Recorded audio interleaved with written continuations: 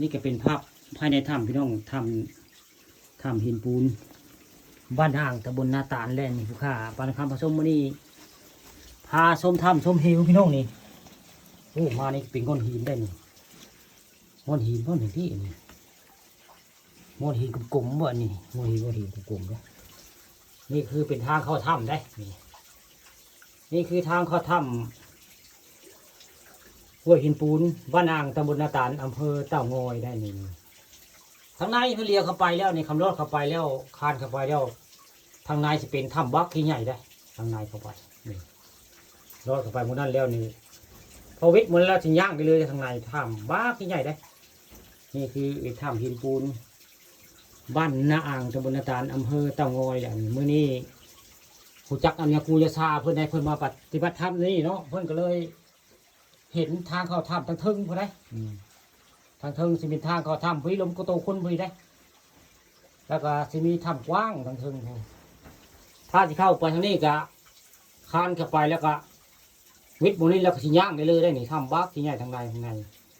นี่คือถ้ำหินปูนมีน้ำไหลออกมาได้น้องนี่น้ำไหลมาในถ้ำด้วยอันคนในอำเภอเต่างอยนี่ก็อาจจะบ่รู้ว่าถ้ำหินปูน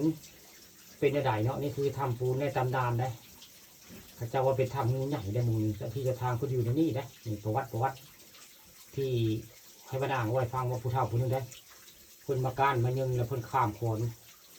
นไม้คนเราแล้วข้ามไปแล้วมันตีบ้านนี่เต็มเพื่อนก็จะเดินไปคนเราคนเอ็ดงูใหญ่รอดมาทำนี่กันทำหินปูนบ้านอ่างตำบลนาตาลนะในตำนานผู้ข้าก็ทำพญานาคแล้วนี่แหละคือทางเขาทำได้เข้าไปในแล้วสิย่างเลยได้เดี๋ยวข้าสิพาบึงทั้งเทิงทางเขาทำแต่สีช่องไปบึงมีดีได้ทั้งทำเข้าไปแล้วข้างในจะมีงูทางเขาวักใหญ่ได้ลมกระโตคนได้ทางเขาทำนี่ก็มีทั้งเทิงได้มีเขาผูกเครียดก็มีได้ขีดอึกลายใช่ผูกมันดองขีดอึกความลายพี่น้องผูกนี่เขียดอึกความลายใช่ไหมน้ำก็ใส่ใช่น้ำมันนี่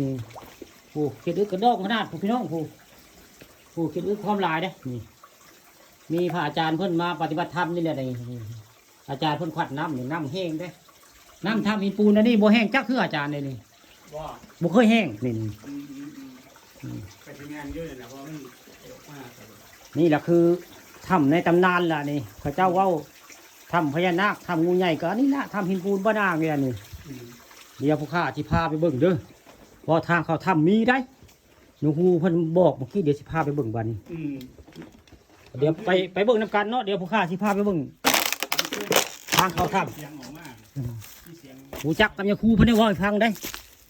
วันนี้สิพาไปเบิ่งทางเขาทำของแท้ได้เดี๋ยวสิไปเห็นน้ำกันอยู่ทางเทิงแท้นี่เข้าทางนี้ได้อยู่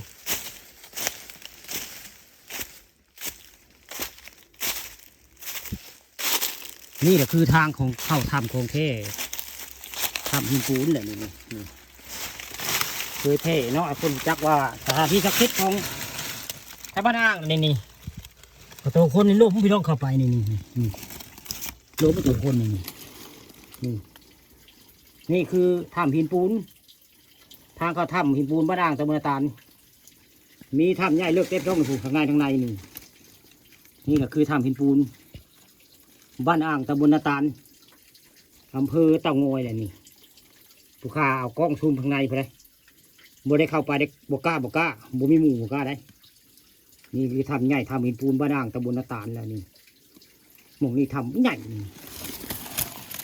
นี่แหละคือทางลงผู้นี้ลมกระโตคนพี่น้องนี่